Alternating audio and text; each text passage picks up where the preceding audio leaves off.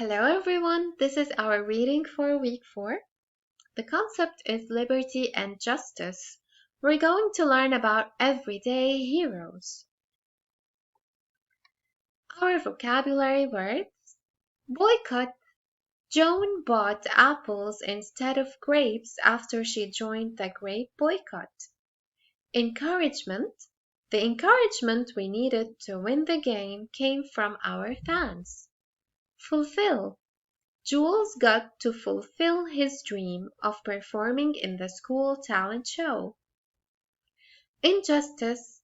The children felt that it was an injustice that they were not allowed on the roller coaster because they were too short. Mistreated. Tom felt that the dog's former owner had harmed and mistreated her. Protest. The children decided to protest the destruction of the forest. Qualified. Dr. Smith is more qualified than the nurse to tell what treatment the boy needs. Registered. The woman gave her address so that she could be registered to vote. The story is Judy's Appalachia. The genre is biography. Judy Bond's 6-year-old grandson stood in a creek in West Virginia. He held up a handful of dead fish and asked, "What's wrong with these fish?" All around him, dead fish floated belly up in the water. That day became a turning point for Judy Bond. She decided to fight back against the coal mining companies that were poisoning her home. Norfolk, West Virginia. The daughter of a coal miner, Judy Bond, was born in Norfolk, West Virginia in 1952. The people of Norfolk had been coal miners for generations because coal mining provided people with jobs. Coal gave people the energy they needed to light and warm their homes. But Norfolk wasn't just a place where coal miners lived. Norfolk was home to a leafy green valley or holler surrounded by the Appalachian Mountains on every side.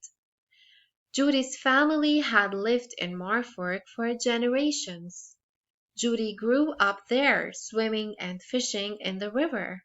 She raised a daughter there. Mountaintop removal mining. An energy company came to Norfolk in the 1990s. It began a process called mountaintop removal mining. Using dynamite, the company blew off the tops of mountains to get at the large amounts of coal underneath. The process was quicker than the old method of digging for coal underground, but it caused many problems. Whole forests were destroyed. So this is a picture of Judy. Judy Bond spoke out against mountaintop removal mining. It was during a protest. Dust from the explosions filled the air and settled over the towns. Coal sludge, a mixture of mud chemicals and coal dust, got into the creeks and rivers. Pollution from the mountaintop removal mining began making people living in the towns below the mountains sick. In the area where Judy lived, coal sludge flowed into the rivers and streams. People packed up and left. Judy was heartbroken. The land she loved was being mistreated. She realized that the valley that had always been her home had been poisoned. No longer a safe place to live, it had become dangerous. Judy, her daughter, and her grandson had to leave. Working for change.